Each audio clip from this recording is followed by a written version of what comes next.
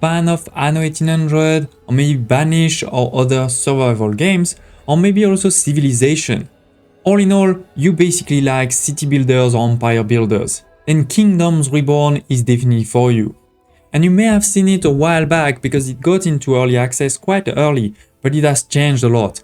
And definitely watch the whole video because I will be giving away several keys to this game later in the video. I've actually been following the game for a while, and for me, this is one of those amazing gems that is a bit flying under the radar. And in my opinion, as I said a bit earlier, this is because it went into early access too early.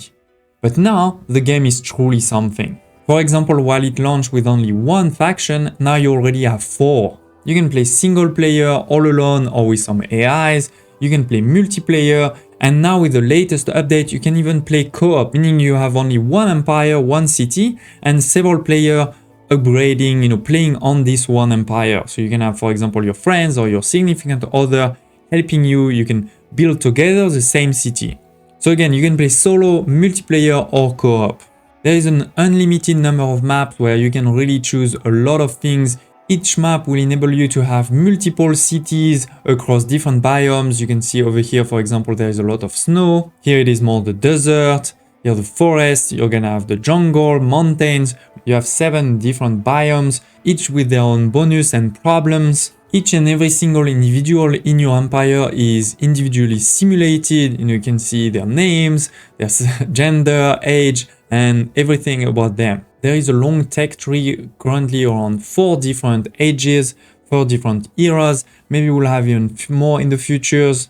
You'll be able to even train military units to attack and defend yourself against the other AIs. You can of course trade with the other AIs. And one thing that sets the game apart from Banished or Anno 1800 is you also have a card system where every season you will have a number of cards available that you can buy, and then we can use those cards to build those buildings or to do some actions. Similar to Anno 1800 where you have items that you put into your trade unions or town hall, here you can have books that you can put into any of your buildings. For example, over here we have the sustainability book that will consume 30% less input, which I can put into my charcoal burner so that it uses less wood to transform into coal. In May, the team added a new faction based on Japan with new buildings and everything. End of June, another big update with the co-op mode that I mentioned earlier, some new achievements, new models for all of the citizens with different appearances based on their faction, gender, etc. And even a new game mode without the cards that I mentioned before. Even better, I can confirm to you all after talking with the dev team that we can expect even more factions, for example one based on the Aztec. Some new gameplay improvements are still coming, so it's also your opportunity to help improve this game before full release by sharing any feedback that you may have with the dev in the comments below, because they will be checking those comments. And if you're still not convinced, right now until the 13th of July, there is a 20% discount. So in my country, it's way less than $10 for this game. So in my opinion, it's really a steal. It's one of the good city and empire buildings out there. Really a gem that is under the radar and that will get even better because it's not even fully released yet. But don't worry, I haven't seen any big bugs. So far, I haven't had any crash or anything like this. And again, later in the video, I will be able to give 2 keys away for all of you, so stay tuned for that. But before, I want to show you really some gameplay. I'm not going to show you minute by minute of the game, but I want to show you some of the key gameplay aspects. On the other hand, don't hesitate also to tell me in the comments below if you want me to do a full series on this game. Now that we have this new update, now that we have new factions, do you want a full let's play? And if so, with which faction? Okay, let's dive in, creating a new game. We're going to take the new Japan Inspire faction. You can change, of course, your icon, color, portraits, everything. Let's have a map with a bit of less C, 3 AIs, and a normal difficulty. Let's generate the map. So here it is. This is the map. Quite big, as you can see, right? There's quite a bit of space, and there's a few AI. We have one AI there, one here. So we can choose where we want to be. And we can be quite close and fight or trade right away, or we can also take, this continent over here, for example, as nobody. It also has a number of fertilities, as you can see, like grapes, tulips, cannabis. As a starting point, in my opinion, it will be quite important to have quite a bit of wood and also a mountain for a quarry in the future. So maybe we'll start over here, maybe take over that one quickly. Yeah, that seems good. Let's go for it. So right away, we're gonna place our town hall. We can choose a starting card. So it's like a bonus to put into our town hall or one of our buildings. Each of the biome that we select, we can also have a bonus in it. For example, over here, hunting lodge productivity plus 50%. That's interesting. We can hunt, hopefully, over here. There is a tutorial. You don't have to do it if you want.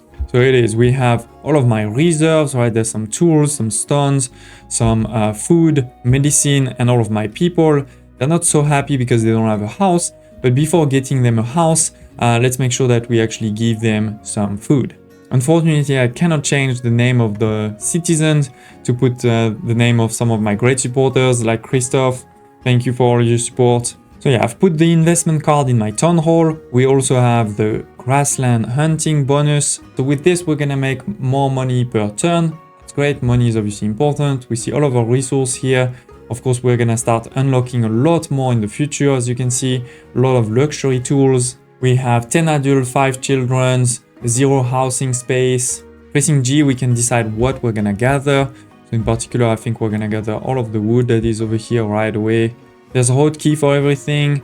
I'm going to extend a bit the storage over here before, anything else is built there.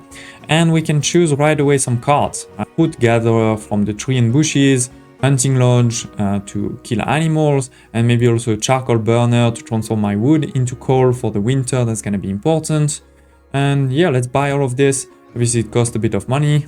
Now let's build them. All right, we're going to build over here. I can see a lot of fruits there, so that's great. Let's build it over here.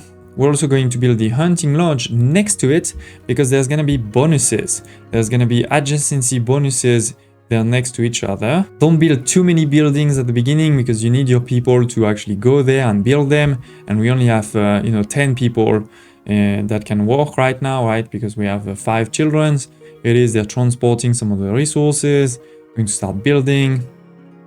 You can see the resources needed for it. Perfect. They're also building a road over here, by the way. Oh, and it's raining. Now you may be wondering what you need to do to participate in the giveaway. First of all, you need to be a subscriber. So if you're not yet, subscribe to the channel. Click on the subscribe button. Here we have our first building, the fruit gatherer. 2 workers are going to be there. You can see the efficiency. You can also upgrade those buildings. You can have books in it, but you can also have upgrades, modular upgrades. For example, this one over here will cost 10 wood, but it will give me a plus 30% productivity if it's adjacent to the hunter, right? And we have the hunter over here. So that's a pretty good one. Let's do it right away. We have some wood. So it is 130. And similarly, we can do the same on the hunting lodge, where we're gonna have the fruit bait that works well if you have the fruit gatherer next to it. When you click on it, you can see the animals, right? They're in blue over here. There's a count too. So you can set a production target if you want to ensure that they don't do it too much. There's also often some different work modes. For example, the poison arrows will kill animals 4 times faster, but you'll get 50% less food.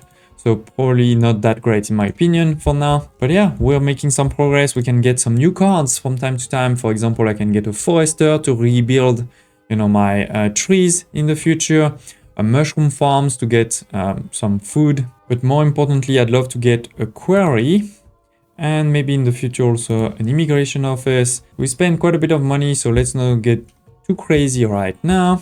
But yeah, let's build the charcoal kiln right away, start getting some coal. And we can also place the quarry next to a mountain, right? We have a mountain there, for example.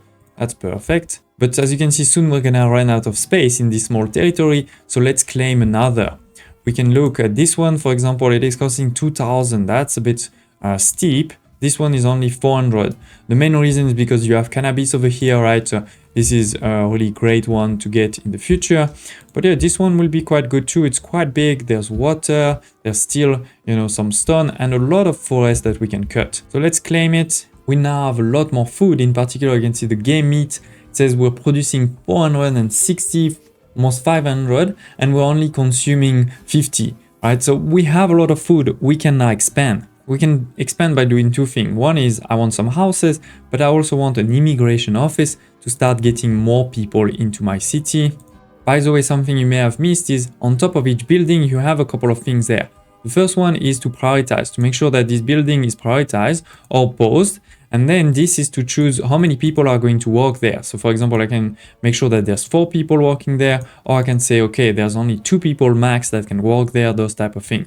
In this case, for example, I think 2 is fine.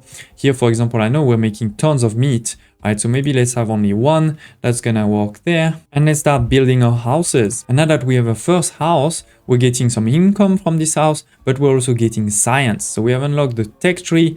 Let's look at it. For now, you know, there's not much we can do. We're still in the dark age. Then we can start moving through the ages and start on particular unlocking luxury goods. I can start unlocking pottery, start unlocking furniture, etc. And these luxury goods are going to be provided to my people to get more money and also to upgrade the houses to the next level.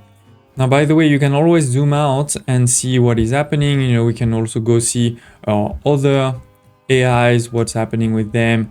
They have some houses over there. They've started already some farms or some, pig ranches. We can do diplomacy with them. Declare the friendship, marry out our daughter or son, and then in the future also obviously do even more. It is now winter, so we're using also coal in our houses. Keep our people happy. You can see the coal over there. If we wanted, we could also, unclick it, but then our people obviously wouldn't be very happy. We can upgrade those houses with a stone insulation. Actually, I have quite a bit of stone, so that could be good. I've now upgraded our town hall, so we can get a second buyer bonus. We also have access to new cards, for example, a card that is buy wood. Buy wood with half of your treasury. I think it's good to have 1 or 2 just in case, but the reality is there's a lot of wood. At least I chose a place where there was a lot of wood, so don't feel like we really need it. You can also steal money equal to the target population, so an AI times 10.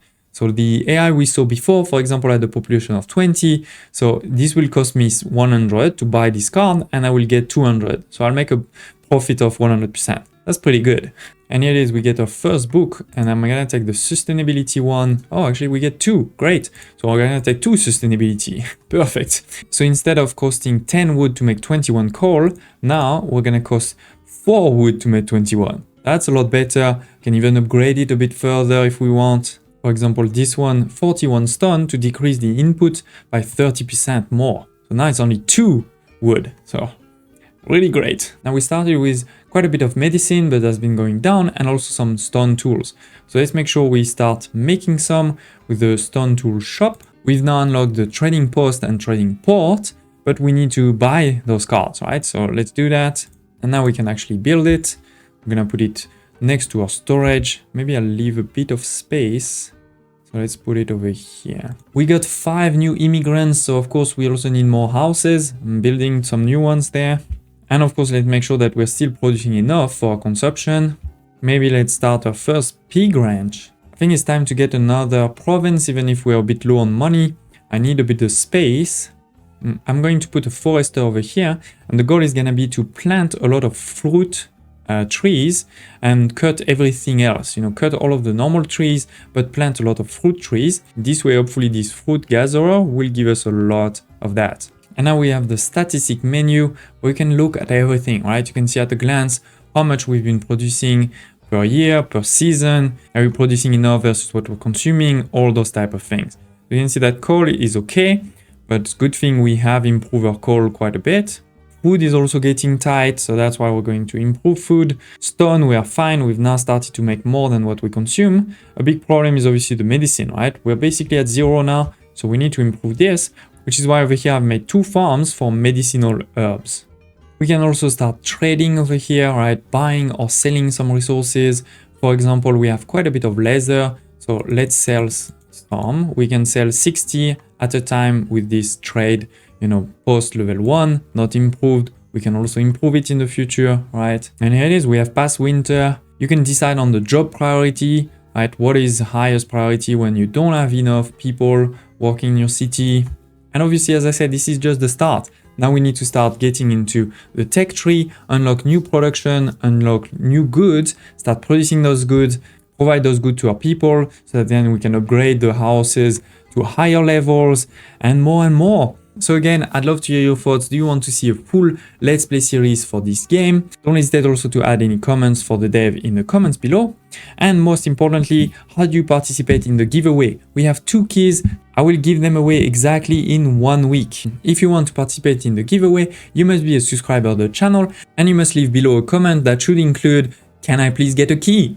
And while you're at it, why not smash the like button? It really does help a lot. Also, if this is your first time seeing my channel, I have a lot more videos on the channel, other game discoveries for city builders, strategy games, but also Let's Play series. For example, right now we're playing Captain of Industry and Anno 1800. Thank you for watching and I hope to see you next time.